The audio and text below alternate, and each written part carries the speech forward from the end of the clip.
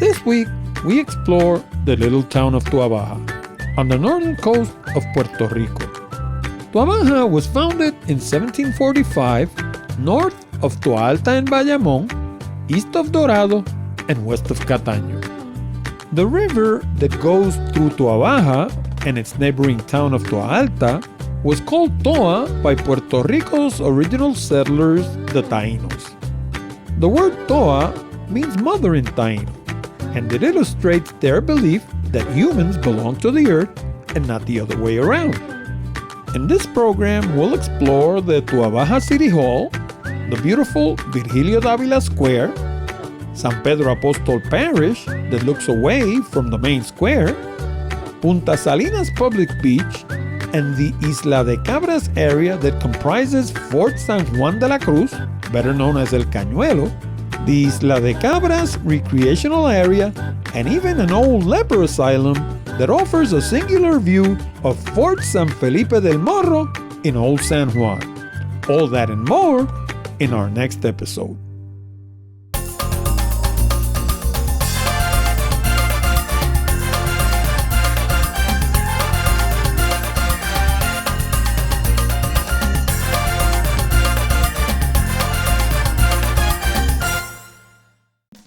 Usually, I take one town at a time when producing these videos, but this time it was different. Toa Baja and Toa Alta are actually next to each other.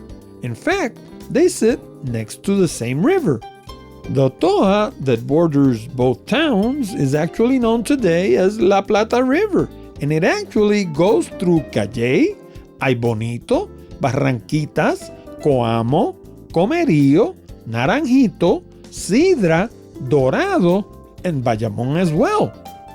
In its heyday, Toa Baja was an agricultural powerhouse that owed its prosperity in great measure to its proximity to the La Plata River.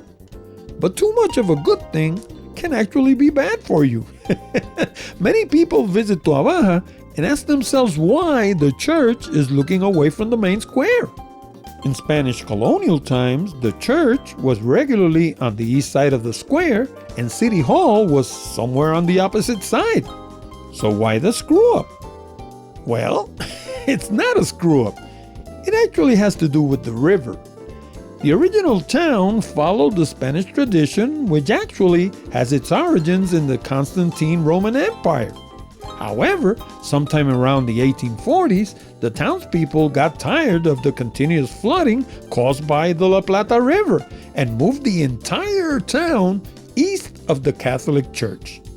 To make the church's orientation less awkward, they constructed a small stone structure on the east side that includes a virgin and is constantly adorned with flowers.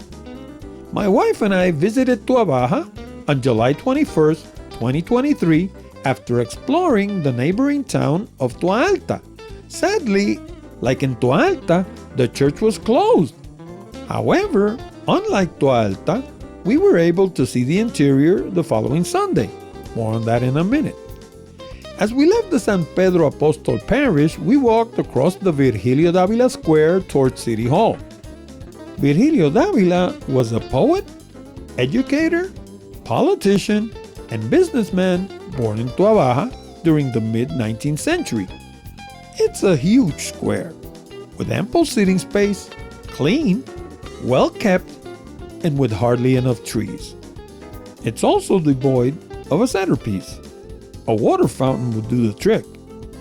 When we arrived at City Hall, we were informed that the church was only opening on Saturdays and Sundays because the priest was away on a trip to South America. We were also told that the church was a one-of-a-kind structure that we absolutely, positively had to see. So we did. Once again, more on that in a minute. As we left City Hall, we left town and we drove east along Road 165 towards Balneario, Punta Salinas. In Spanish, a balneario is a government-run public beach. Now, technically, all beaches in Puerto Rico are public, at least according to the law, but balnearios are the best of the bunch because they usually come with showers, gazebos, food concession stands, lifeguards, security buoys, thousands of palm trees to keep the sun at bay, and ample parking. And guess what? They're practically free. Your only expense will be a small parking fee. Punta Salinas, in particular, is especially nice because it used to be a blue flag beach. However, Hurricane Maria did a number on it, and they're slowly bringing it back to par. For more information on the Blue Flag program, check out our video where we explore it in greater detail.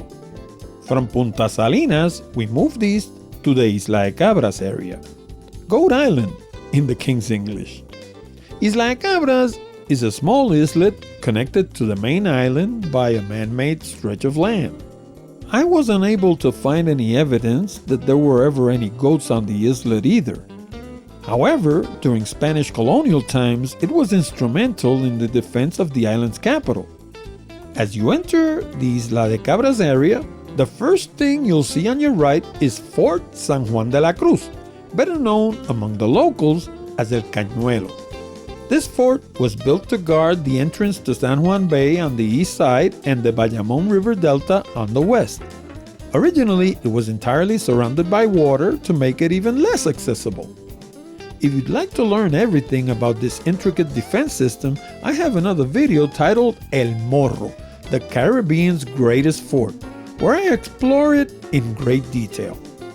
Right after El Cañuelo, there's a recently inaugurated recreational park that offers swimming areas, showers, restrooms, private security, kayaking, green areas for events, recreational fishing, diving areas, snorkeling, a playground for the kids, a boat ramp, gazebos, an activity room, and even food and snack concessions.